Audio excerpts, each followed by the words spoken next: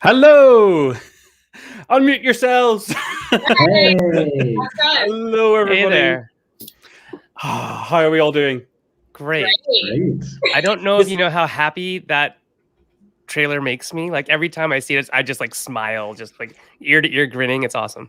Dude, I literally had an email from Paula, who's the marketing director at Ironhide Games, who obviously met Kingdom Rush, the mobile game. And she messaged me literally like 3 days ago saying, hey, we're actually looking at doing some new animations.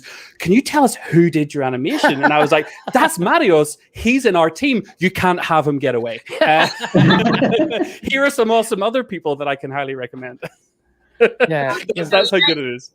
It just rocks. The art team has done such a great job with all the assets with this. It's wonderful. So I'll say hello to everybody on YouTube. Davey Crazy Rocks. Hello, Camille. Hello, Josek. Hello, Kevin. Hello, Chris. Hello, Cyril. So we've got Facebook and YouTube people all coming into one feed. So if you're not seeing each other, don't worry. But we appear to be live and fully functioning on both. So hello, whether you're a blue team or red team. We'll say hello to both sides. And I guess, yeah, if you don't know what we're doing, Kingdom Rush Elemental Uprising is on gamefound.com right now. We've raised over $400,000 already, which is amazing. We're just about halfway through. So we've got about another week and a half to go.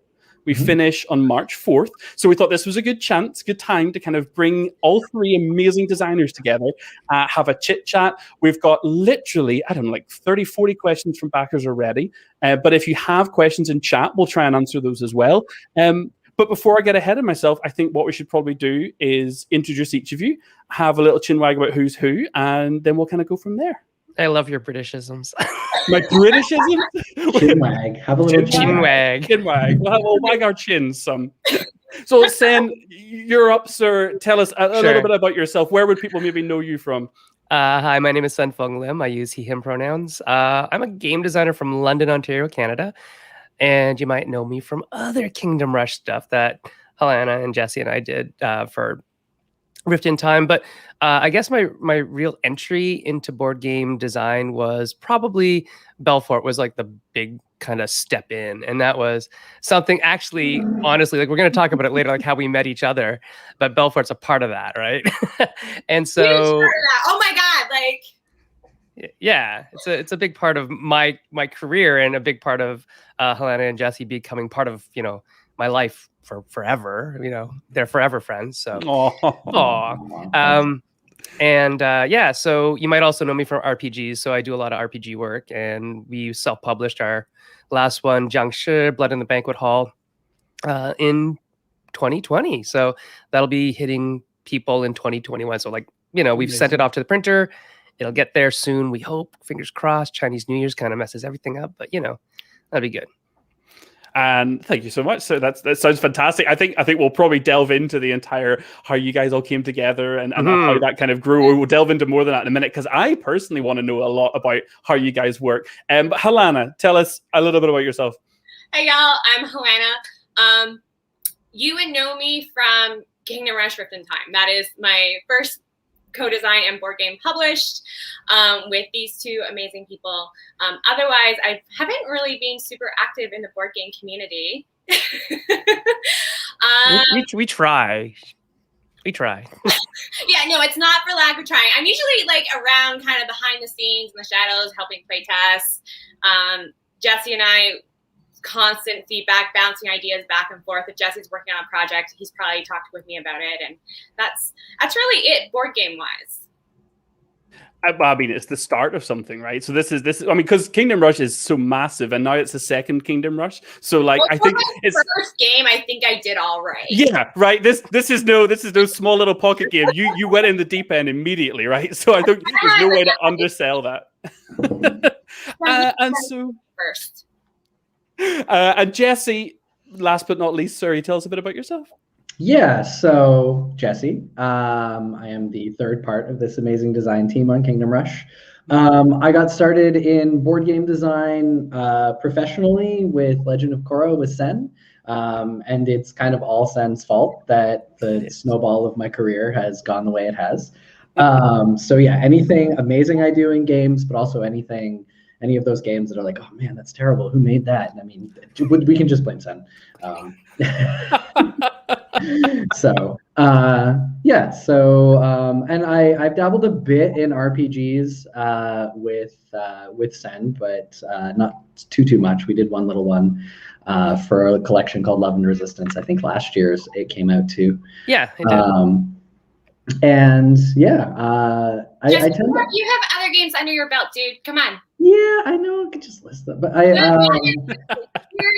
You got what's the one with you have Mutants with Lucky Duck? Like, yes. Dude, and say, so I'll tell you something. I got my first experience in your work with Mutants, which was, for me, as someone who loves collectible card games and living card games and drafting and cube drafting and all this kind of stuff, Mutants to me was glorious. Like, I absolutely loved my experience with it, and that was before I'd ever met any of you and really got familiar with more of your work. And for me, it was a game that like has been a sleeper, a game that the tabletop community like need to be more aware of. So whenever I was like, yes, come and work for Lucky Duck and get a chance to talk more about this, and by the way, we're going to do a second Kingdom Rush with the same team again, I was like, yes, this is perfect. Like, this is just what I wanted to hear.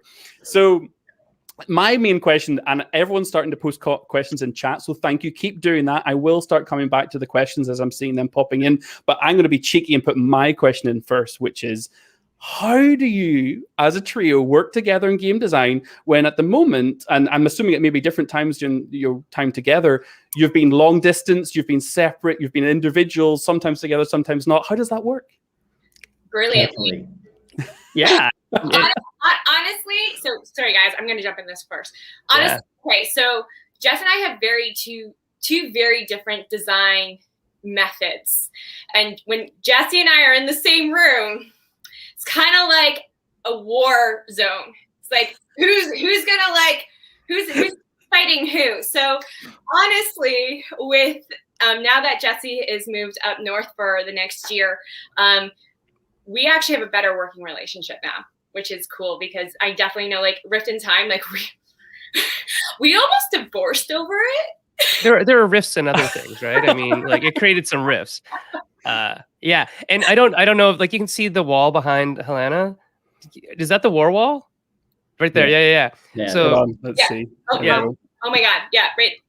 Nope. No, other side. You have to think in reverse. There it is. Yeah.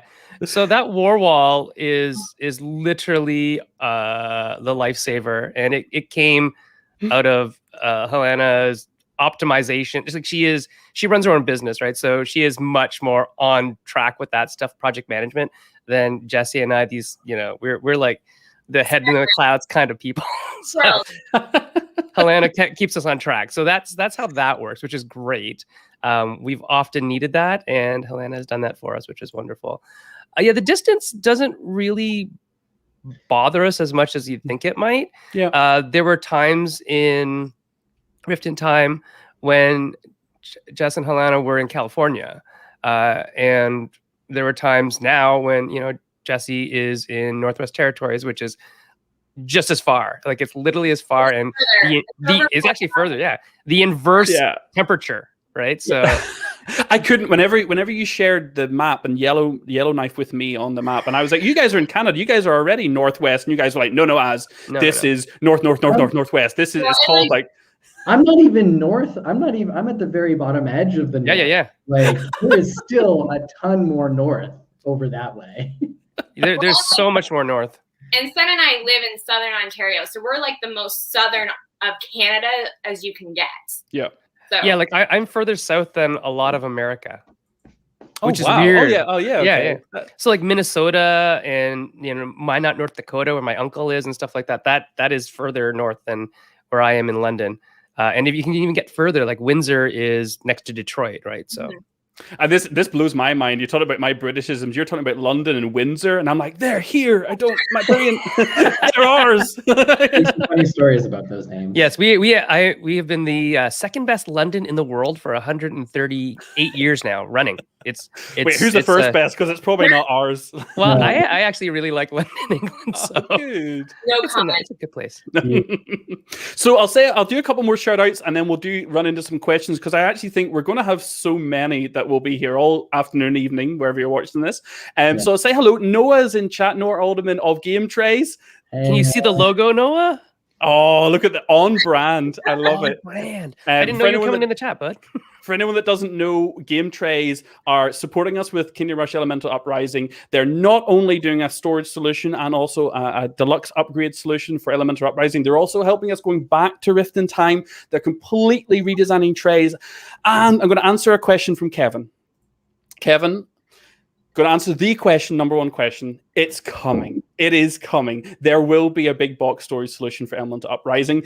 I will say right now that within the next day or two, cross my fingers, the marketing guy will say it right now, we'll have some news and some images and stuff to share with you. So hold on to it. I think that's a really big question for a lot of people that are already backers or already looking and seeing what's going to come next. And yes, hello to everyone else. Hello to Evangelist. Hello, Andrew. And I'll throw this question in right now. Andrew says, is it true, Jesse, that your secret to eternal youth are the tears the players spill on the 10th scenario of Kingdom Rush Rift in Time? Oh my God, yes. Look, I mean, It definitely colors his hair. He collects it and colors his hair with it. It wouldn't be a secret if I told you, but I will say it's not just the 10th scenario. My campaign map, I've got to admit, I haven't been updating it. And so immediately I jumped into 3 stars and then I went, oh, I'll go down to 2 stars. And then I did scenario 3 and I was like, I might be a 1-star guy. Okay, so we see, like, I see comments all the time, both in, like, just on the Game Found and, like, places. We have literally beaten every level on Iron and Heroic. It is doable. It Totally is possible. I want to Blood, sweat, and tears. I'm like, nope, be clean, Helena. It is really thrilling hard. But we have done it. You can do it too. We love you. Yes, you can totally do it. Just a little bit.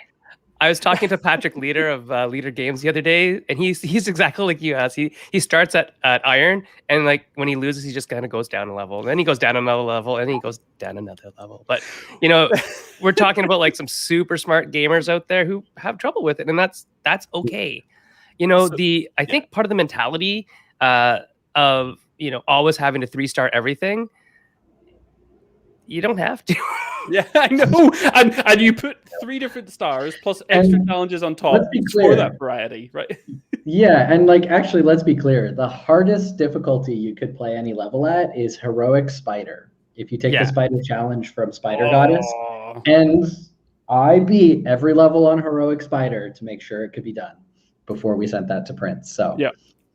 Which is what you want to hear. And I think, to be very honest with you, as someone who's on Board Game Geek all the time and obviously paying attention to what backers are saying from the first campaign and also potential ones, I see as many people saying, oh my God, this is hard, as other people saying, oh my God, I blasted through this, which kind of rings, you've got the right level. You're getting enough, because I think the thing about Kingdom Rush is it's cartoony and it's bright and vibrant and the base mechanics are super easy to learn, but there's a real nitty-gritty puzzle underneath it, a real number crunch at times as well, that you really have to embrace when it comes to those higher levels of challenge. But if you're not into that, you can do the lower level one and still have a really good time.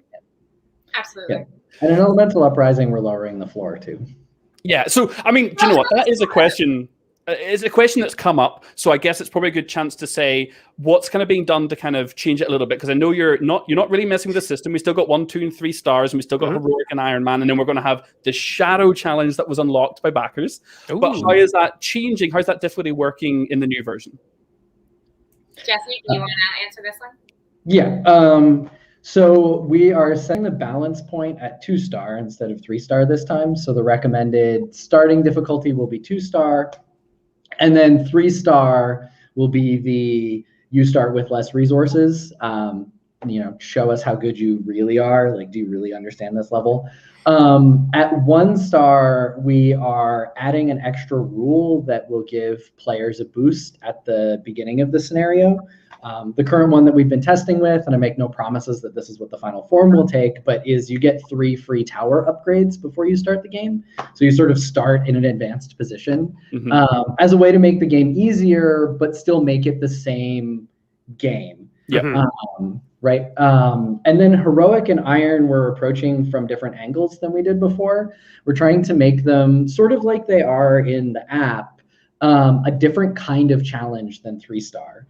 so that because I know in Rift in Time, heroic is just like an like it's the 3-star rules plus some additional restrictions. But for Elemental Uprising, we're making it different kinds of restrictions than what you get in 3-star. And then Iron, of course, will be just as it was before. Some specific scenario rule designed to make that particular level even more frustrating and difficult than it was the first time around. And something, This all being said, like the game is still challenging. Like the hordes, the new mechanics we brought in, the new type, like the new. I know someone asked about, well, how does healing work? We have how healing works is different in this game versus in Rift in Time. It's a different puzzle, and then you throw into the elemental aspects that are happening. Like it's still going to be a challenging game. But now we have different options. If you know, find the puzzle aspect really hard, because some people do. That's just not how the brain like does it, right? So that's when you can play on that 1 or 2-star. But if you're like, I got this, like let's fucking crush this. Ding, one for the swear jar, folks. Yeah. And the other thing is, I think we've given a lot of tools, I think, what Helena might be trying to say with swearing. We've given a lot of tools to the players that are new and interesting. So the Blossom system, the mod system, all those things will help you solve the puzzles that are similar to Kingdom Rush Rift in Time, but different because you have different tools. I mean, the big difference is there's no portals anymore, right? So there's also a different win con and all this sort of stuff that we needed to have different tools to be able to solve those win con puzzles that are changed. So there you go. And I think from what I've played, I think I've maybe played about a dozen or so times. The first 2 scenarios at the moment, because as everyone here has mentioned, we're still very much in the early stages of development. So this is looking at 2022 release for Elemental Uprising. So what I've found, I think, most interesting is that there's a lot of potential player decision in everything that you do, because you've now got each little tower has its own special rule that it can potentially be used or not, and every tower mod and where you put it makes the towers just so much more flexible in a way that means just upgrading them is sometimes not as interesting as modifying them once or twice in the case of the mage towers. So I find it to be, just as Jesse said, you're actually analyzing the scenario, and this scenario that you're playing right now will not work the same way when you play the next scenario if you do the same strategy. If you go, oh, that tower worked great here. Well, you've got different hordes, different events, different layout of building site structures. And you can't just do it the same every time. And when you guys talk about difficulty, my board gamer brain goes to things like Pandemic, which is like you just set your difficulty by setting a certain number of epidemics in the deck. And that's easy. But in Kingdom Rush, it's kind of like every single scenario needs to be treated as kind of its own individual little game. I love that about it. Yeah. Which is very true to the app when you think about it. So all of us have played all of the apps, and I think we've heroicked everything ever done. Iron on hardest difficulty, crushed it. Yeah, well, so we've crushed it all. Yeah. But it all does require, like, each different type of challenge that's given to you by the app, you have to think differently. And we crushed them all, but it took us a long time to do some of them, because it's like, how does this work? And you fall back into these old patterns of like, I particularly love like Ranger Towers or whatever, right? So I'm always making Ranger Towers, and like Jesse would say, like, that's not going to work because of this. It's like, oh, you're right, damn it. And so I have to go try something else. But yeah, I think your analysis is spot on, as that each level is its own puzzle. It's not the game is a puzzle, it's each level within the game is a new thing to solve. The reason I'm the player and not the intelligent designer like you three is because I'm the person that plays the app and always just wants to go barracks, artillery, nothing else. Like, I just want to lump them all in one place, and the map's like, nope, you can't lump them all in one place. There's no choke point on this map, and I'm like, ooh, I'm mad. I mean, that said, and something that is true of Elemental Uprising and Rift in Time and the original Kingdom Rush apps is the levels can be beaten in different ways too. It's not like there's one solution to that puzzle. So I've played through the Kingdom Rush Frontiers campaign using my favorite hero, Deirdre, and only barracks. I refuse to use any of the other towers. I just use my word. Barracks. And I've beaten all of the levels at 3-star difficulty in the core campaign on Frontiers that way. So I had the question, because I'm going to read it, because I initially had written who loves Kingdom Rush the most, and then I was like, no. who knows the most about it? So who loves it the most, Helena? It's still Helena. She certainly played it the most and is the most passionate about it. It doesn't matter how well Jesse and I do. We can never equal Helena's love for Kingdom Rush. Okay, so this is what happened. So Jesse and Sen are the brainchild behind the start of this when they pitched this to Lucky Duck initially, right? And then Lucky Duck came back and was like, "Okay, we really like your idea. We're gonna do it." And I was like, "I have to help." This is the only way we got her into board game design. We've been trying to get Helena to help us with board game design for like years, literally years. And nothing, like not even The Legend of Korra, which she loves, has got her to step up. But Kingdom Rush apparently, has a big place in her heart. So there you go. Wow. Yeah. I love it. That's amazing. Okay, well, look, I've got so many backer questions now, like so many. A lot of these are going to be quite specific. I'm sure we're going to end up talking around some of them as we discuss. Let's have a chat about the ones in the comments, because we've had lots in the comments, and then I'll come to kind of all the ones we took from the actual campaign. Pavel, I'll answer your question first, sir. So he said, hello, guys. Is there going to be a second expansion to Elemental Uprising? You'll have to wait, but you won't have to wait long. Is the quick, dirty, no beating about the bush kind of answer. I'm so excited for it. So, I mean, we've had a bunch of guesses in the comments already because we had the boss competition, of course. So the community could vote on which boss that they wanted to get in the game. And people are already saying, well, hold on a minute. We're kind of trying to work out who was missing. So who's going to be there that wasn't in the vote. So I think there's theories, but nobody knows just yet. Oh, good. Which is good. I'm looking forward to that. Marcel says, will the new trays be painted miniature friendly? Yeah, I don't think that are the current trays. I think maybe that question is about game trays actually. I think it's about the game trays. Yeah.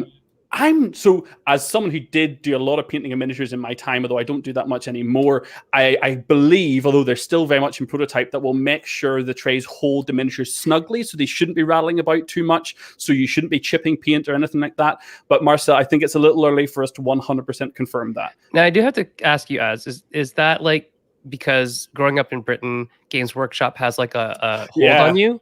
They have like a license to like make every teenage boy paint miniatures. This is it. Like, I mean, you have to, between the ages of 14 and 18, you have to do a 6-month workshop there to be able to get any, like, it's like the coal and the mining industry went down, but Games Workshop went up, right? So we all have to indentured servitude is I think what they call it. But anyway, everybody, you have that rite of passage that you gotta push some.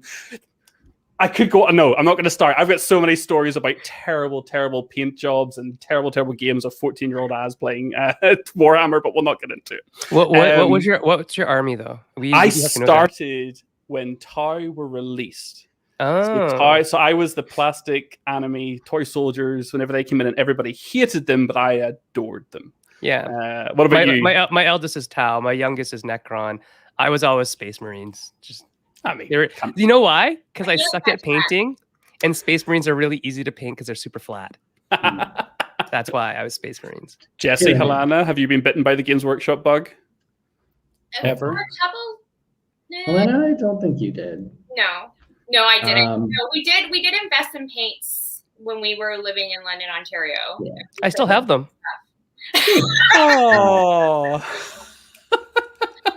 Yeah, we didn't have room to bring them with us, but I never played the Warhammer. Yeah.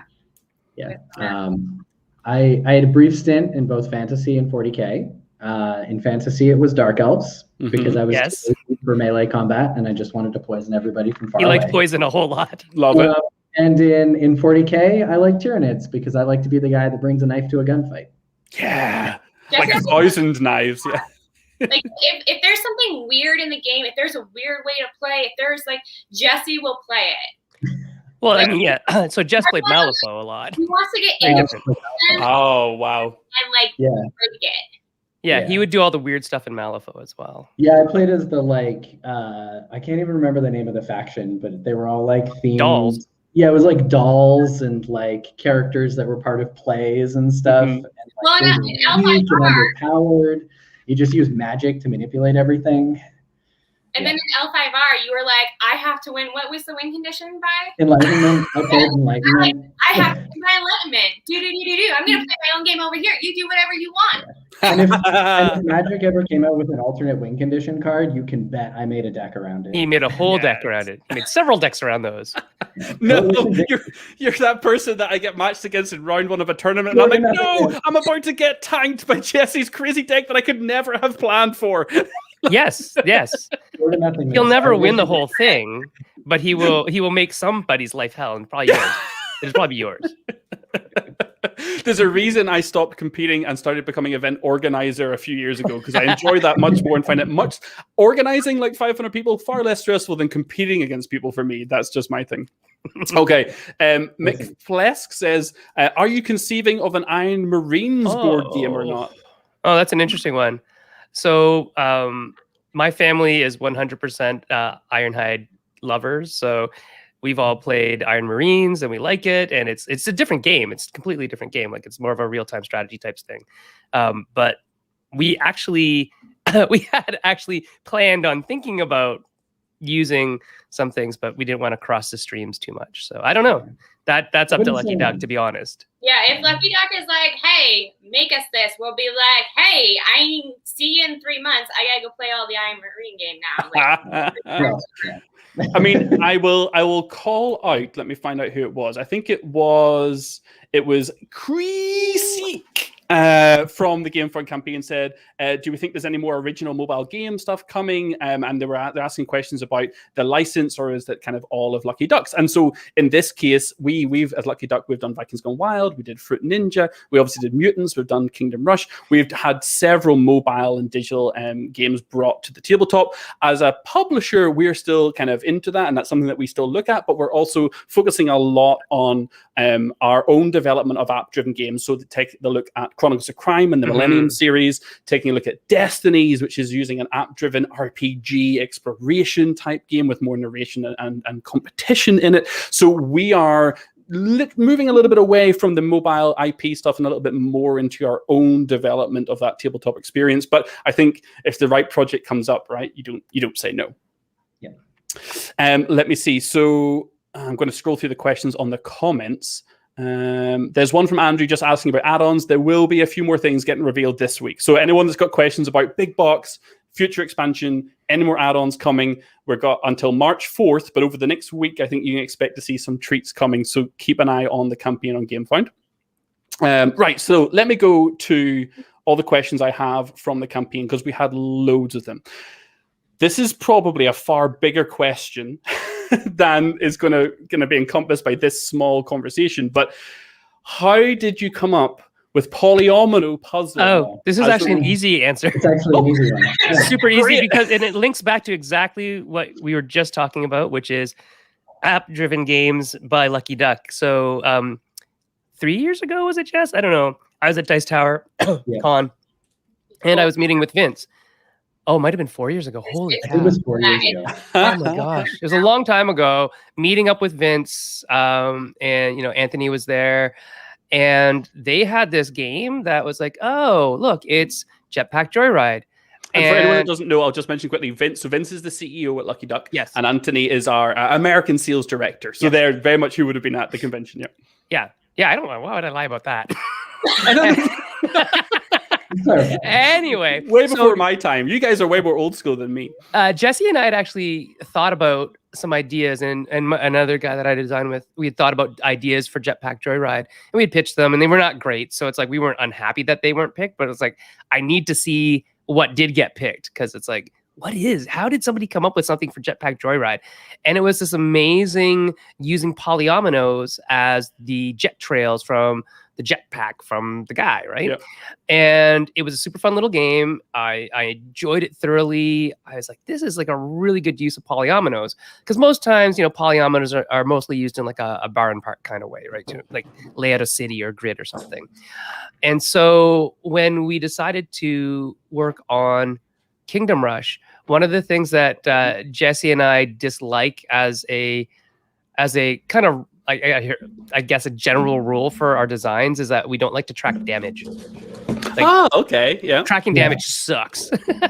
And so one day I just said, hey, what if these were polyominoes? And we designed the very first prototype from that comment. And then we just had to go ask Vince. It's like, Vince, you've already used polyominoes. Are you okay with using polyominoes again? Yeah. And then Jesse just came up with all bunches of, oh, here's how you could change how polyominoes are used with the different towers from Kingdom Rush. Yeah. And that's how it was born. Yep, it was inspired by Jetpack Joyride. Yep, that's amazing. I didn't know that story. That is really, really, really wonderful. And if I think now you know. if I think about it from a kind of from a gameplay standpoint, from a person playing, it works so well because especially, and I love an Elemental Uprising for this, you've done the blast damage on the artillery towers, so they're hitting everything, which just feels great. I love the knife throwing of the soldiers going out and then just kind of chucking stuff adjacent to them. Like it generally feels, and even the archers, the way they can shoot anywhere if they reduce their damage down, all of it feels really good. And as someone who loves like an Uwe Rosenberg polyomino game, I love Cottage Garden, I love Indian Summer, I love Patchwork, like all these kind of games, polyominoes. This just fits perfectly, and I never would have imagined that because most polyomino placement games I've played before kind of lack the theme. They're kind of like, this could have been anything, and then you play what you guys have done with the polyominoes in this, and it just works so well that I was like won over the first time I got to test it. Oh, and this was like a year ago. Oh, that's and I think that's entirely sort of polyominoes have this allow us some granularity, but not too much. Like I didn't want to have, I don't know, say JT marching down and you have like a stack of 17 million counters for their life. Like none of us ever wanted that, and so polyominoes were sort of our answer. And then because of that, we had to think about, how do we get like, somebody's really strong. It's multiple cards and all these things. And you'll get to see even cooler mechanics in Elemental Uprising with what the team has come up with in terms of now multiple cards and covering things and the polyomino projects and puzzles. And it's really just sort of a neat way to do damage. Yeah. That's all it was. Perfect. That was B. Lee, by the way, that had that question for the campaign. So if you're watching, thank you so much for that. We had a few questions around this. I don't think we need to go into it. A few questions around how people might adjust the difficulty. And I think with Elemental Uprising, we've kind of talked about how that's going to be really, really possible. With Rift in Time, I think if you had a quick tidbit, if someone's still struggling to get the game or they want an introduction game, is there anything they can do to kind of tweak it to get themselves a little bit of a boost and have an easy scenario? Yep. Good for it, Jesse. So my unofficial difficulty reduction suggestion for Rift in Time is let heroes place polyominoes on portals. Yeah, absolutely. It's a really, really easy one because it's the portals that give people problem. Like you could say, take another tower at the beginning, but that's not going to help you. Yeah. The portals are the thing that really is like we must overcome this. Yeah. Let your heroes fight portals. And if you find that too easy, make heroes take a damage if they interact with a portal. Yeah, cool. Nice. And a little hint, y'all, if you're fighting portals, don't kill them right away. Let them move down the path. Get rid of everything else. Build up your power. Like, handle the portals last. Yep. And upgrade your towers as fast as you can. And it's a really good point because the thing about the portal, like if you tried to kill a portal all in one go, you'd have nothing left the next round and you get overrun. And that's also a loss. So it's management, right? It's funny because one of my greatest lessons from Rift in Time was that letting things move down the path until they're at that point when they're going to be a threat and they're actually about to hit the kingdom. And letting them go to that point is legit a great way to do it, especially with the portals. And then you guys come out with Elemental Uprising and you throw this beautiful extra positional puzzle that are shaman shields that are like, okay, well, now I need to think about if I let this move one space forward, then it's going to be blocking all the attacks from this side of the board and that side of the board. Can I let it move to there? And you've taken what was a damage number crunching, and now you've added more positional threat, which I love. Yeah. I think that's fancy. Just wait. All I do is just wait. I'm like right in the middle of the campaign, designing it right now, and Jesse and I have been bouncing levels back and forth. Guys, there's some real good and crazy stuff coming.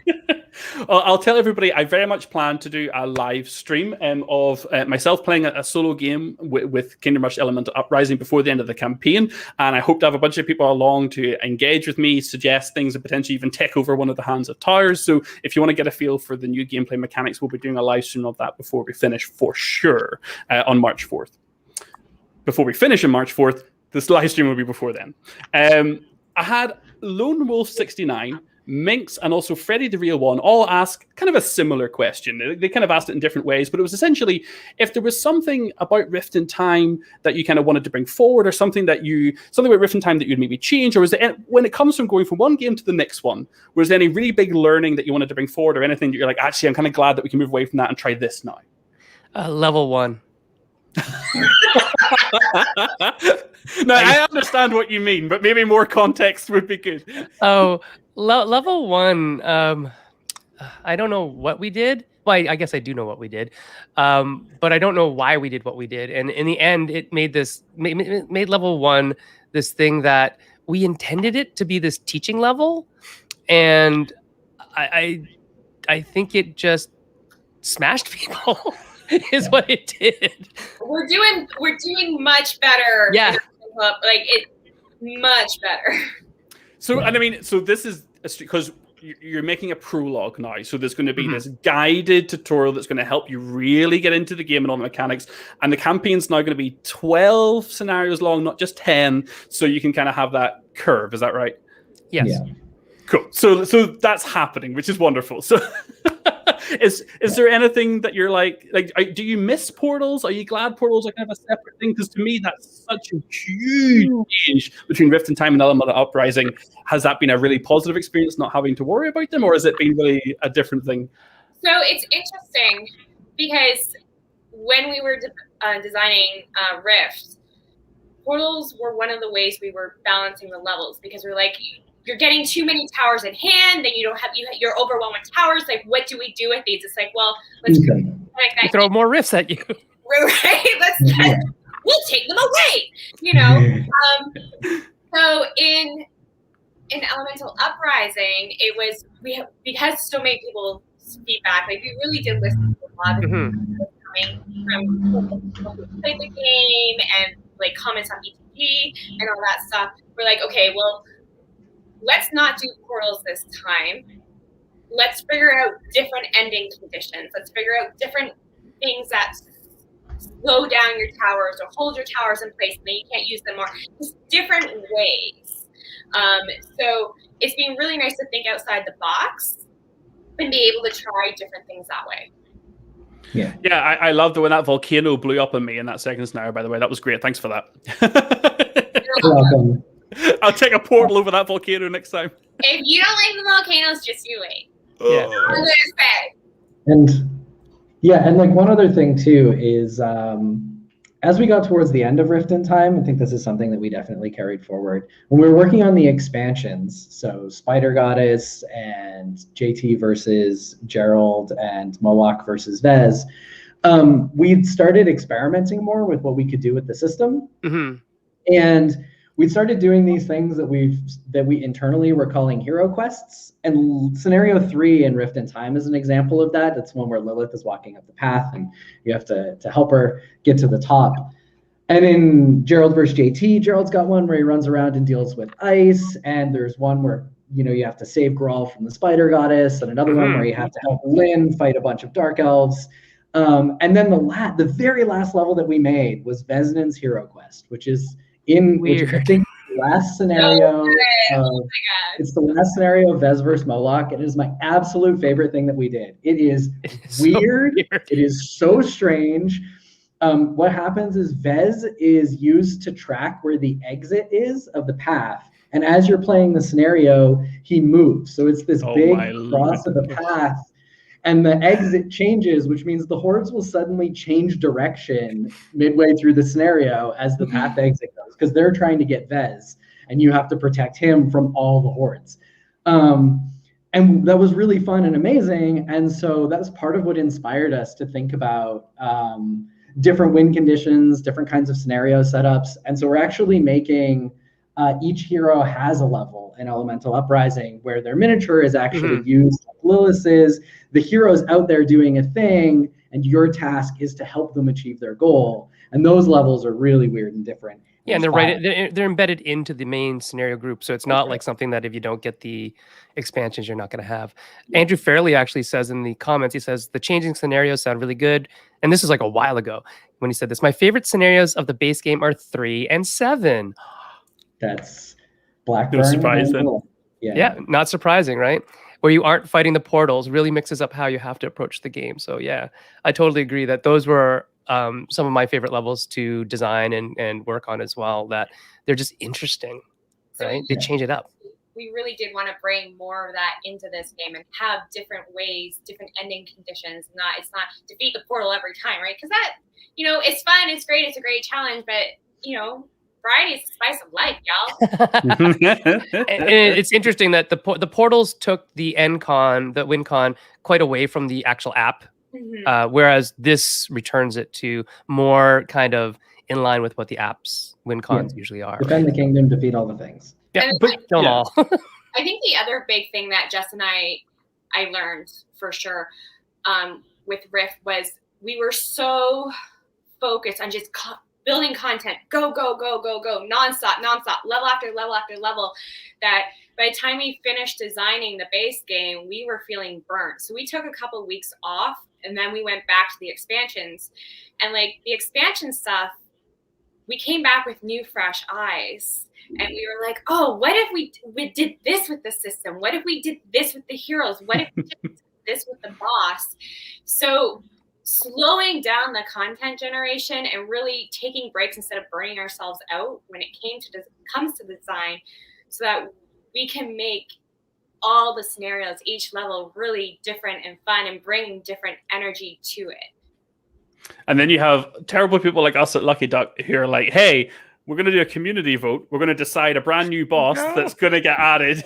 So I'm just kidding. It's actually fun. we don't mind that kind of challenge. So, I mean, seriously, I was going to say, Helena, when you brush back your ear with your hair, I was expecting to see like an elf ear reveal. I was super hoping that you would have done that, but you didn't do it. I love how you're like on the first name basis with like Vez, like it's just dropping these names out, just like these are just your family. Oh, yo, like same with Gregson.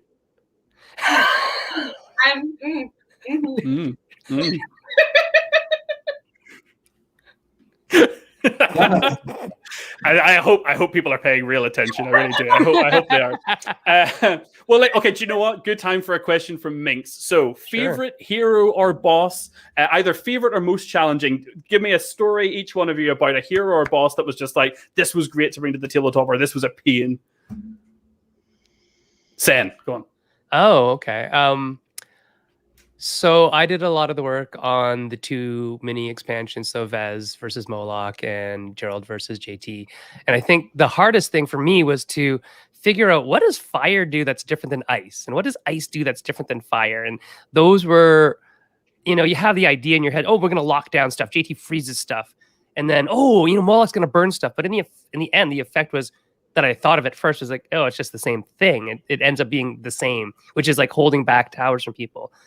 So we had to kind of figure out, well, what is going to be different about this? And does fire spread? Does ice not spread? Can you break the ice? All this sort of stuff was challenging and interesting, which actually, like Helena said, made all of those expansions, I think, more interesting than the base game in some way, that they added these elements that challenged us creatively to figure out, how do we use them in a game? Because that's actually the joy for me working in IP land, like I do a lot. Jesse and I do a ton of work with intellectual property games, and that's the most fun part for me, is how do we represent all of these people's abilities in game terms when we're limited to like polyominoes that really can't be much more than 5 pieces of squares, 5 squares. That's it. If you go over 5 squares, now you're OP. So we can't do that. or they don't fit well enough on the trays, right? Well, it's actually, the balance on this one's surprising. Board tray design, like you can't fit a 5-piece poly. Well, they're only 5x5 grids, right? And they have solid edges, so things can't go over. So poly's bigger than 4 even. Yeah. Yeah, it's like, oh, look how big this Palamino is. I can't fit it anywhere. Yeah, the bigger the It's not Palamino, it's not actually that it's actually a strong. good thing.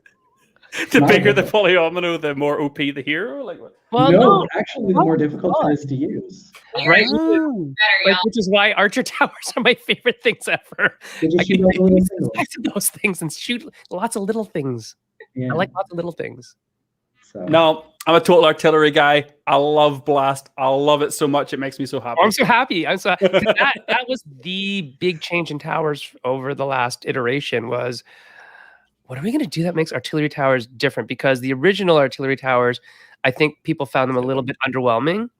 Yeah. But the new artillery towers are like if you can get them in a critical spot that let me tell you, Helena has masterfully designed those maps to have some of those critical spots. You just got to find them. You can do a heckload of damage with an upgraded artillery line, which is super fun. You're Yeah, right. sometimes they feel really lackluster and sometimes they feel amazing. Yeah.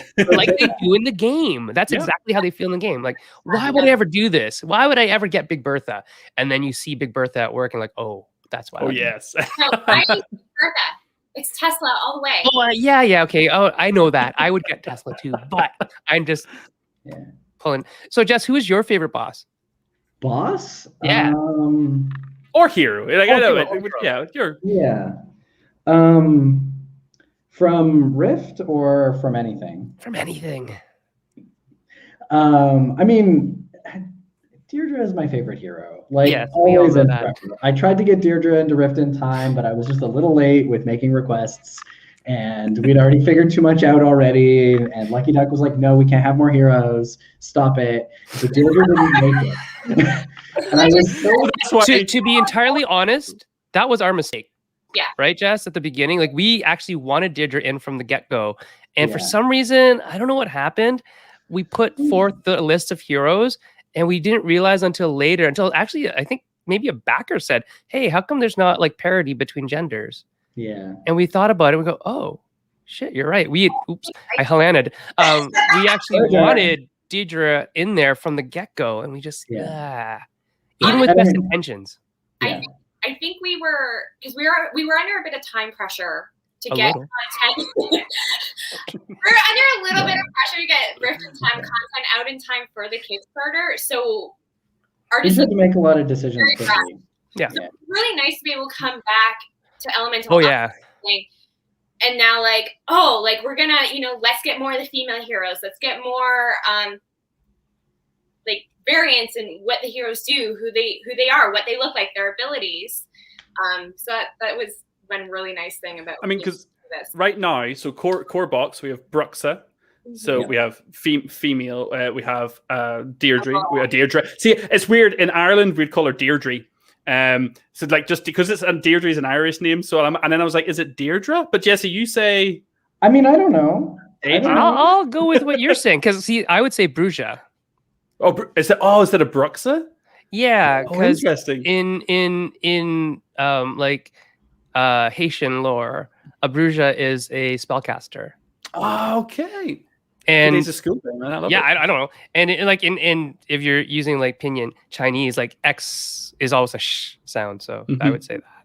Bruja. I'm probably going to Anyway. interchange now without even meaning to. We've got Saitam, we've got Alric, and who am I forgetting? Laura. Alora. So, and Alora. then we've just revealed on the page, we've just started a new quest. So we've had Phoenix unlocked as part of the stretch goals, and we've just literally an hour before we went live revealed Faustus, which Alana, you were very happy about. Oh yeah. That's Who what doesn't want a big bad dragon daddy? I'm about, y'all. Like, So flying heroes, right? Let's have a chat about it. Yeah. Why flying? What are they going to bring to the games? People now have Phoenix and Faustus. Faustus, what can we expect in terms of gameplay? So flying, why flying? Because we wanted to do something. Awesome. Yeah, flying is cool. There are these flying heroes in the app. They're ridiculously overpowered, but fun. And we wanted to make sure that more than Shadows, the heroes that were in it were different from the heroes that you will get from the base game or the add-on expansions. because that stuff's not planned to go to retail. That's Lucky Duck exclusive, and so we want to make sure that people that supported the Game Found got something really cool and unique. So we decided on flying. And what's novel about them gameplay-wise is that they can't actually stand on hordes to do damage to them. So, but also they're flying, which means they're not going to be taking damage from hordes in the way that other heroes do. And so that's where part of the fun puzzle with Phoenix is, because you can do this awesome, amazing, gigantic Palamino attack. We were talking before about big polys. The egg poly is 7. It's 7 squares big. But you only get to use it if Phoenix has lost all of its health. Instead of coming off the board and regenerating, Phoenix stays in place, heals, and drops this gigantic Palamino. Love it. It's like carpet bombing. Yeah, so you're going to have to find a way to take some damage outside the normal methods. Because you can't stomp hordes. So, yeah, and Faustus is the same. Faustus is a big old dragon mage, and when Helena put them together, a big part of it was, let's just give Faustus a bunch of ridiculously powerful spells and abilities to compensate for the fact that you're doing 4 less damage than other heroes every turn. Yeah. So. And that's going to be an entirely different gameplay experience to taking them on. Just very simply playing as Ulrich or Bruxa, they're completely different feeling on the tabletop. Mm-hmm. I super enjoy Ulrich because I like playing this support character who's like, yeah, go engage. I'll send my Sand Warrior with you. You'll get protection. I'll look after you. Don't worry, I'll rest and bring them back. And timing that. When do I recover and rest and get my abilities and my Sand Warriors back? Versus Bruxa, who's like, I'm going to charge up through death and then unleash all this power on you in a big, big planned attack, which completely chalk and cheese, which is wonderful. So seeing that you're expanding the More Than Shadows expansion in this way with 2 completely different gameplay aspects is wonderful. Yeah, you have to rethink how your heroes work when you're using Phoenix and Faustus. Yeah. Camilleox had a quick question. I'll just kind of pick it out because I just noticed it. I have a question about Rift in Time. Why are there so many Iron Challenge stickers? So one thing we confirmed is that there wasn't an Iron Challenge for every single scenario from Rift in Time. It was just the base game and Spider Goddess, just base game? Just base game. Yeah. This time around, obviously, we have the Shadow Challenge. Do we know how many Shadow Challenges we're going to have across the game? Not confirmed yet. Shadow Challenge is gonna be like the Spider Challenge. Yeah. Oh, sorry. Yes, forgive me. So the Iron Challenge is then an Elemental Uprising. Have we confirmed? Do we know how many we're going to have? I believe every level. Every level? I think that's what you told us. I mean, I have hopes and dreams. I'm pretty sure you had told us I would like to see Iron Challenges for every level, and we were like, I actually remember that verbatim. I'm pretty sure somebody's email. It might have been Philip. It might have been you. It might have been. I've got the backers back, and I want Iron Challenges. They're great. So, if you don't ask, you don't get, right? So true. I mean, you just look. Nobody's allowed to come to us a year from now when they get these Iron Challenges and complain. Why did you do this? You asked for it. Yes. Remember, you asked for it. Yeah. Maybe. And again. We will confirm 100% that we can do these things. Yes. Like we can win with these Iron Challenges. So if we can do it, pretty sure you can too. Yeah. I love it. So there's a question from Og, who's one of our backers, a very, very active commenter actually, and created a lovely tier list of all the different bosses from Kingdom Rush at one point, which was awesome, and was putting some input into how our community vote was going to go, which was great. And they posed a question that said, are you planning on making the healing mechanic work the same way as did in Rift in Time, or changing it somehow? It wasn't really mentioned, and he refers to Bajnamin and also Gultak, who is now our community voted winner boss, as they have area heals, in the mobile app. So healing, you mentioned earlier, is going to be a little bit different. Have you got plans for how it's going to work with bosses? Honest answer, we're not. Yeah, of course. We're not a content generation yet. Yeah, no. I mean, Gulthak only got picked as the community winner like 48 hours ago, right? Yeah. Or 20. So basically, though, we have changed how our healing hordes work in this game. They are a heal all. So anything adjacent to, if there is a healing icon visible on a horde, anything adjacent to it, and anything adjacent to it heals everything. Oh my word. Yeah, we turned all the heals in Elemental Uprising into AoE heals. And if you have a problem with that, you can submit it to the office of Jesse Wright. Yes. You can put like poop in a bag, send it to him. No, glitter. Send me glitter bombs. He actually likes glitter. Send him glitter bombs. And he needs some love mail. One thing I did notice there was quite a few questions about like the design of the new boss and like what we're gonna do, and people talking about that kind of stuff. And like one thing that I can say about how we approach the bosses is we do a blending of, we look at their mechanics in the app and we try and do our best to capture some of that. But we also look at the miniature sculpt and just sometimes ask ourselves, what would this guy do? And we just take the visuals as inspiration as well for things that the boss might do and how it might interact in the game. So with respect to the winner of the community vote, yes, he has an area heal in the app, and we'll probably capture that in some way. But he's also a cute, adorable little goblin shaman riding a big boar. Wearing a thong, which really surprised me. I mean, all of that's going to play a role in inspiring us when we sit down and make his level and make his boss cards and effects. So I now want to make a slingshot out of his thong. Can we do that? Wow. I mean, if you can find a mechanical way to incorporate it into the game, I guess. You know me better than that. I can do anything. This is your focus now. It's not.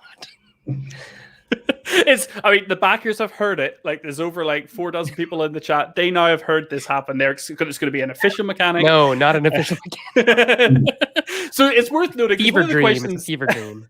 One of the questions that came up actually just, I think, a couple of hours ago was just what one of the most fun things about running crowdfunding campaigns. And I feel like one of the best answers is the game is still, I don't know, you guys will probably know a better percentage than me, but it's still early in design. It's early in development. It's got a long way to go. We're talking about March 2022 next year that we're hoping to get this to backers. So there's a lot of time to both design new things, to come up with new ideas and experiment. And you've got a number of expansions and heroes. So I think as backers, throw every suggestion at the wall of us, and we'll see what sticks. Yeah, I mean, no promises. Yeah, but it's it is inspiring. It is entirely inspiring to hear, because like as big a fan that all of us are, sometimes things like, oh yeah, Basmajan has like a AOE heal. It's like, oh yeah, I forgot about that, right? So just if you love that hero or that villain or that sub boss or boss, cheer for them in the comments and tell us all about the things that you like about that. That is actually something that I do a lot on social media. If I'm ever working on a game that's an IP related game, I'll ask just my friends, just like, hey, what do you like best about whatever this game is? And they'll tell me, because I know what I like about it, but I don't know what everybody else likes about it. And so having a team of 3 here is really helpful, because we've actually covered, a lot of different bases with how we play and what we like about it. Like Helena likes Regson. That's great. Regson's in. Yeah. There you go. We all, I'm not going to say anything. It's coming. It's coming. The best one is coming. Yeah, it's all coming. I don't know. What's really neat with the 3 of us is that we approach game design so differently from each other. We have so many different perspectives. We have how we like to play games, what type of games we like to play.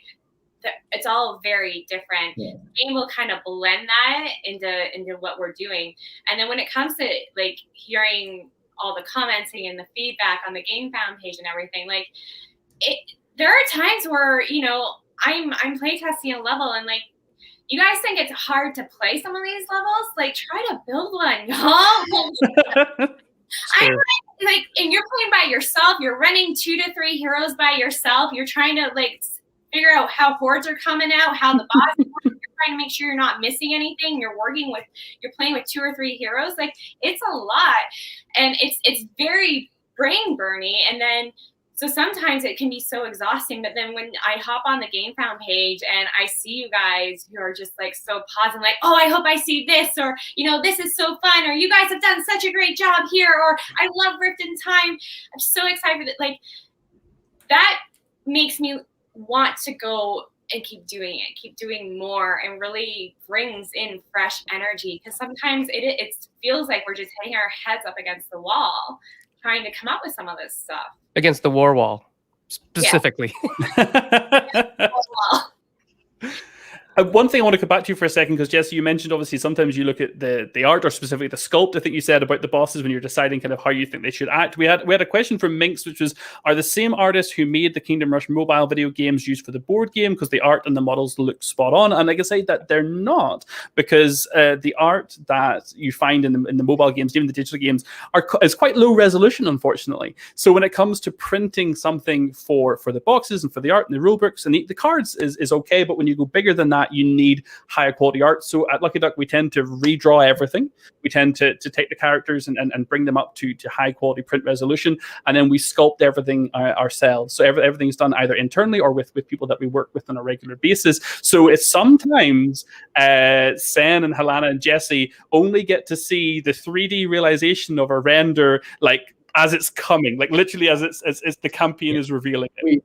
We saw Faustus like 45 minutes before Hawkins did. Yeah, that's it.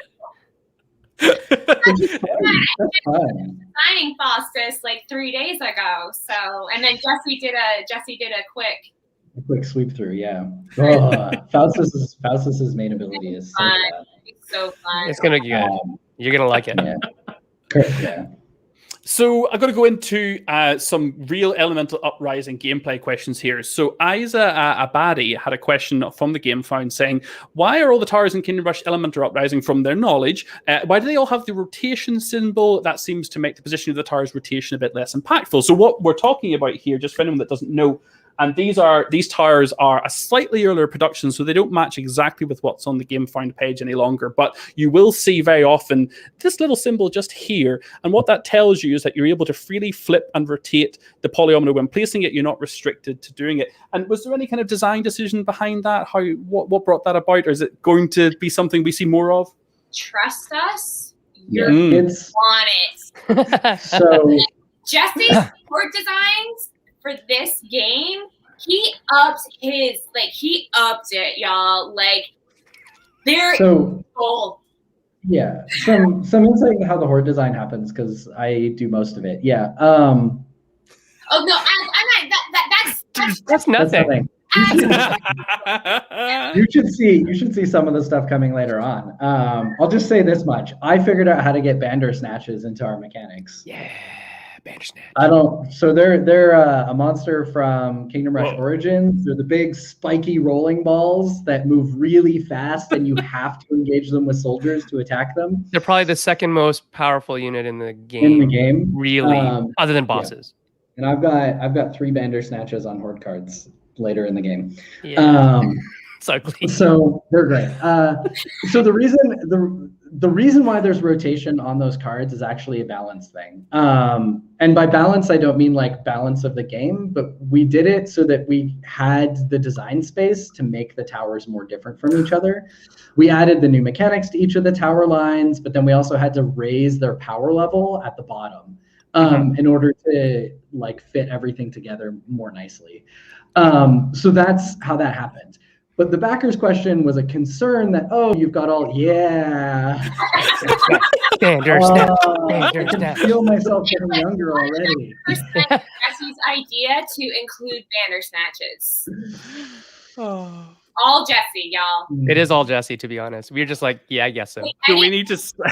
Any horde design stuff, like Jesse is the mastermind behind all the horde designs, and also most of the bosses, like the actual mechanics with that. So if you have any issues, as I said, file a complaint to the Jesse Wright department. Yeah. Or you can just like the map. And it's actually remarkable because Jesse is totally not a TPK like a DM when he's a dungeon master for us. He doesn't go for the TPK, but apparently when he plays Kingdom Rush, that's what he's going for. Yeah, but the total party kill is not the enjoyable bit for the DM that likes to torture. It's the emotional torment they put you through. It's the horrible decisions they make you make that you didn't want to. I'm not gonna lie, Jesse and I, when we have been able to play test together, so this was back in early January, late December, we were working on through some of the levels, and we're doing horde design and stuff, and I was like, do you hate the players? And he's like, you said no. But laughed. No, but I want to cause them pain. Why isn't that our opening slogan on the campaign page? It should be from now on. From now on, that should be the thing. I love you, and sometimes love hurts. Oh my gosh. Okay. I'm going to take us away from the pain of the players and let's. So I think we answered. Jell had a question about do we plan on making more tabletop adaptations of video games? They were really looking for a Clash of Clans or a Mario Kart board game. You'll just have to keep an eye on what we're doing at Lucky Duck, because at the moment we have a lot of different things happening and a few different IPs that you will hear about in 2021 that I unfortunately can say nothing about at the moment, unfortunately. I'm going to be very boring, going to answer a couple of other quick publisher questions just because this is a good forum to do so. So some rapid fire physical dimensions on the Emperor's Chest box. I do have them. I will get them before we're done. Essentially, it's, oh man, it will fit in a Kallax, but it's going to be longer than it is taller. I'll get them before it's done whenever someone else is chatting. There will be an Emperor's Chest type box for Elemental Uprising. So you'll get an option to get a storage solution for the base game, for the More Than Shadows expansion, for the Rexon Benjamin expansion. I kept calling it Dark Elf Rising. Couldn't help myself, but it's Dark Elf Slayer. There you go, Banzai. Yes, thank you, Banzai Tree. That is exactly. Thank you. That's exactly the current estimated dimensions of the large storage box.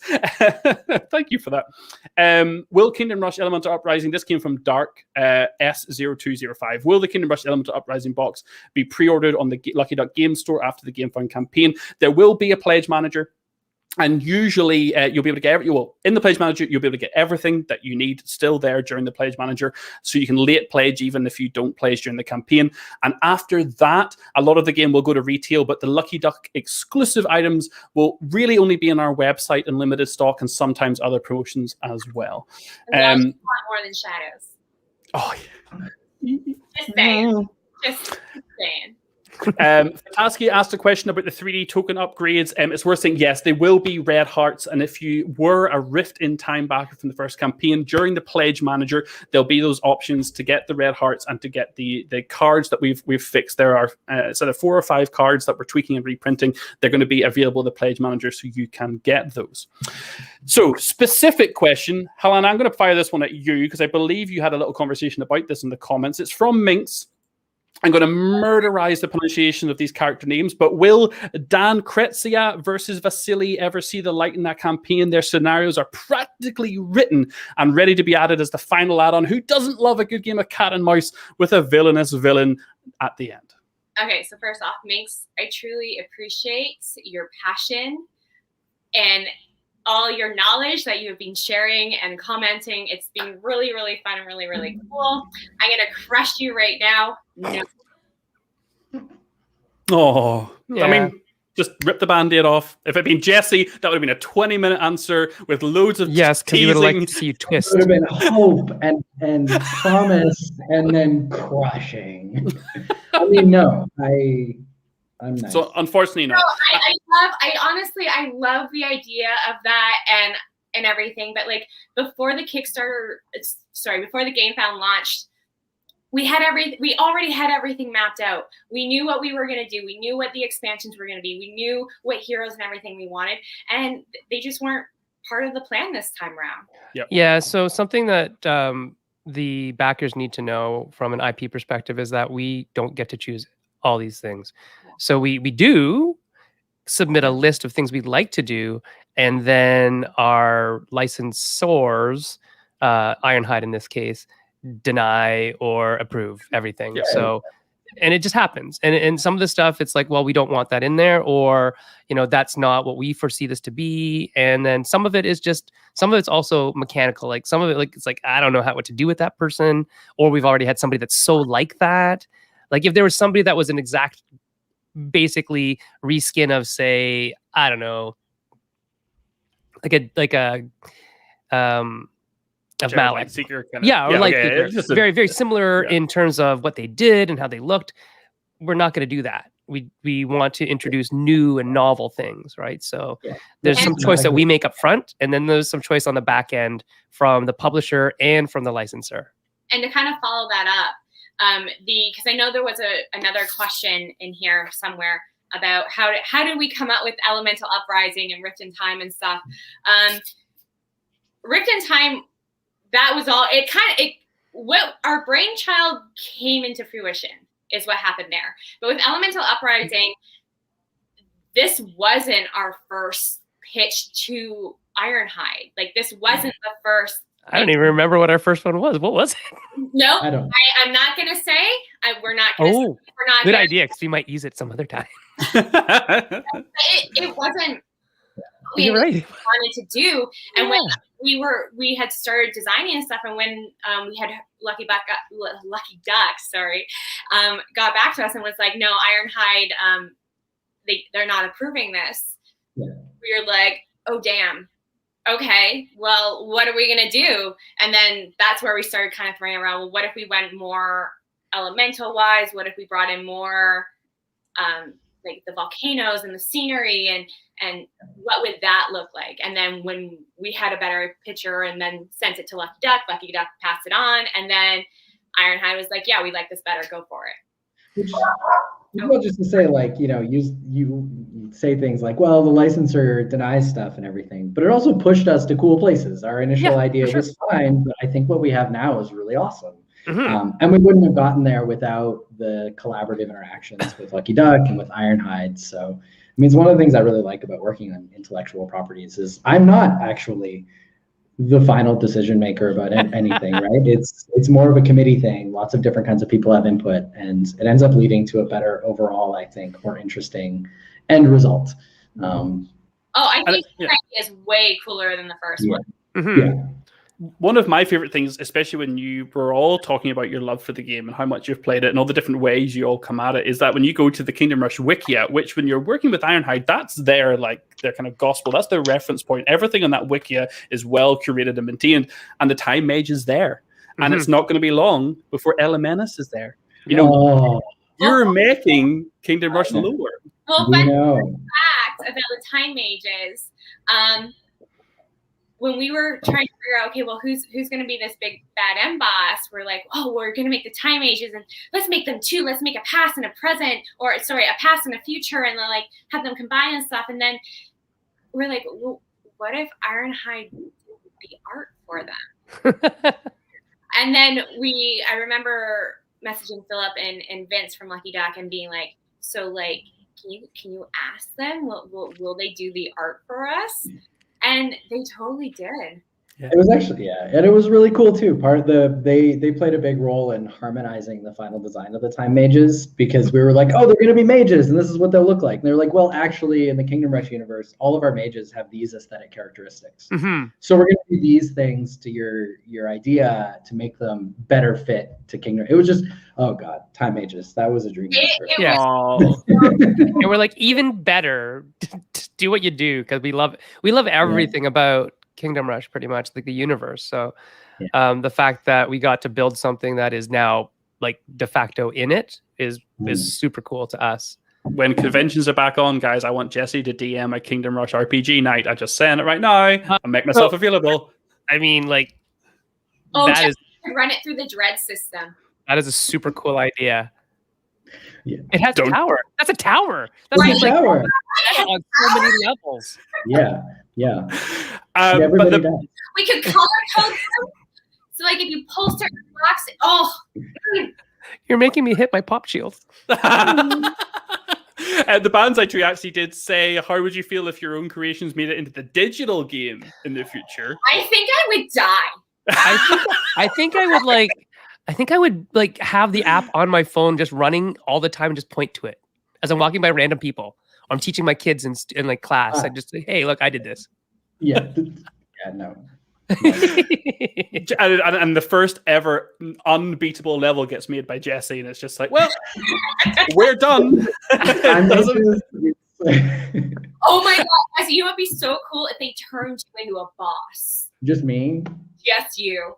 Just one of the endless levels? Yeah. With like puppet strings and stuff. You're the puppet master. Yeah. Drags in monsters from other games. From not even Kingdom Rush IPs. Oh my god! You know what? And we could totally, you could like your hair could go like totally go through the Super Saiyan phases. Because it does already. Yeah, right. Wow. I'm at Okay, blue right now. as the publisher representative in the room, I'm going to stop this conversation right now. Before we infringe on all the IPs. Andrew actually had a question in chat, which I think is kind of relevant here because there's a point where Kingdom Rush Origins and Kingdom Rush Frontiers and Kingdom Rush the base game, we've kind of dabbled in all of them a little bit, but one game we haven't looked at all is Vengeance. Because it turns everything on its head, really. I would love to design board game version of Vengeance. Oh god, yeah. It would using polys as like the core mechanic still, but because it turns everything on its head and like the good guys are now the bad guys and vice versa and everything, like, and then you get to pick and choose what tower upgrades you use, and then they're so different, and like oh my god, like all the good stuff that could come out of it, like. So right now, no plans, but there's energy for it. Oh yeah, there's big energy. Amazing. Yeah. Well, look, I think I'm going to bring us towards a close. I'm going to start going towards the kind of wrap up questions here. So I've got to ask. We did the community vote, and we did one last time, and it's what saw Green Muck make it in, and now Gulthak. Heart on a platter. Is there any boss that any of you were like, oh, I really kind of wish I could have designed them? All of mine are in the games now. Yeah.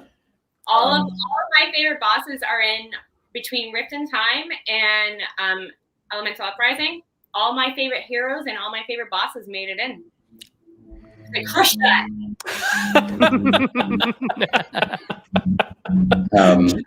Jesse? Yeah. Well, so it was funny. We were talking earlier about backers making suggestions and causing us to have ideas. Halfway through the voting, I had sketched a design for God King. Oh my god, it was so cool. But it's backburnered now. But so I was excited and then sad, and now I'm excited again because it's always fun to try and come up with stuff for something new. So yeah. That's awesome. I mean, and that's, I think, the kind of poignant bit of being a true creative, right? You guys are just, you can't hang on to anything beautiful for too long because you just got to go and enjoy something else. Like, and I think I have so much respect for the creativity that you guys have for the game. It's wonderful. In terms of outside of Kingdom Rush, what are you guys playing these days? Like, are there any games? Because I know for me, so Kingdom Rush, just as a small note, again, I work for Lucky Duck, obviously. But Kingdom Rush has been a revelation for me alongside Marvel Champions because I am not a solo gamer. I've never been a solo gamer. In fact, when it comes to playing PC or digital console, anything, I'm not a solo guy. I always love to play with people. I hate playing games on my own. I really despise it. And oh my God, literally last night, I put Netflix on. I put my headphones in. I listened to Moneyball because I love that movie and played 2 scenarios of Kingdom Rush and was like, this is great. And that I swear, and it was just like it's redefined my solo experience, and I tip my hat to all 3 of you because pandemic lifestyle solo has become more of a thing, obviously, and Kingdom Rush has been one of the 2 games with Marvel Champions that has taken up the mantle of bringing me to solo games. So thank you for that on a personal note. And what are you guys playing? There is time for anything else other than Kingdom Rush. Like my Campion map shows it. I need to put much more time in. Before Jesse took off for his new job, we were playing Pandemic Legacy Season 0. Mm-hmm. Zero. Yeah. 0.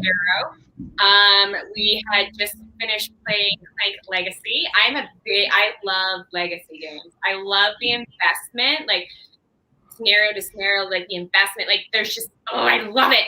I love it so much. We also have what's the Gloomhaven one, Jess? Jaws of the Lion. We got a quarter of the way into Jaws of the Lion. Yeah. Now, like for me, it's literally Kingdom Rush. And when I'm not playing Kingdom Rush, I'm playing Monster Hunter. Nice. Hey, SFG, is it Steam Force Games are doing Monster Hunter? I think. Yeah. In like a month's time. We're not going to talk about it. Not gonna talk about it. I'm back to the house. There's gonna be no space. If there is one intellectual property, if I could play a game with that's another dream IP. If Justin were to ever get it, I would be like, I'm honest. Yeah, it's gone now. It's gone. And Sen, is there anything that you're loving at the moment? Anything inspiring you? RPGs. I play a lot of RPGs now. So they've been kind of like my saving grace over the COVID experience. My kids and my wife and I, we draft Magic. So we've been doing a lot of Magic. We just like buy a box and play for like 6 weeks on. We draft a booster every week type thing. Amazing. I love And that's this. super fun. And then we've been playing just like lots of honestly classic card games like Euchre. Like last night we played Euchre, and I will say this right now. Eli and myself, we skunked Ethan and my wife 11-0. Ooh, It was horrible for them. They were Oh just my like, word. what am I my gonna do word. now? Yeah. And we didn't even do anything alone. We just Euchred them like twice and did well on the other Are you times. talking about me winning? I am talking about you winning. Oh, my ears are burning. What? we just got Zoom bombed from the inside. That was an inside job, or she StreamYard bombed. I'll tell you right now, there's a game on Steam called Nerds. And Nerds is competitive solitaire. It's 6-player solitaire where the fastest player gets to call Nerds, and everyone that cleared the board gets points, and everyone that didn't clear the board gets minus points. And it's brutal, but it's like traditional card game meets online. Andrew says Nerds is amazing. We'll have to look it up. It's something else. Anyway, well, look, I think I'm going to finish on the last question. Well, you can answer. Yeah. Oh, I'm so sorry. Thanks, Lana. I've actually, of all things, I've been playing Terra Mystica online with some friends. Yeah. Just old classic, good, solid game. Lots of things going on in it, and there's a couple of different good online implementations of it. So. Terraforming Mars is one that's got me just recently. I found myself going in and just sneaking in a little like half an hour like challenge game where you try and do it within like 14 rounds, 14 eras, whatever the term is they use. And I just find myself being like, oh, I've got a little 20 minutes here. I could just sneak in a little quick game. When there's a really good digital implementation of something like Kingdom Rush on tabletopia.com. It's there if you want to try it. You could just nip in and do it, right? And it's great. Yeah. So Terra Mystica is one that I have not played in years, unfortunately. Yeah. Oh, hi, Tor. Tori puppy. Okay, well, look, with that, I'm going to finish on the final question, which is from Akator006. And basically the question was simply, any chance of seeing more dragons? Now, this was posted before Faustus was unlocked. So if you haven't checked the page, we just started a new quest to unlock Faustus as a brand new dragon flying hero alongside Phoenix. That'll be free for all backers because it's in the More Than Shadows expansion. We have one more expansion coming, right? I'm gonna let you decide between the three of you to reveal either the boss or the hero. Well, the hero's so much more exciting. Because the backers have already deduced the boss.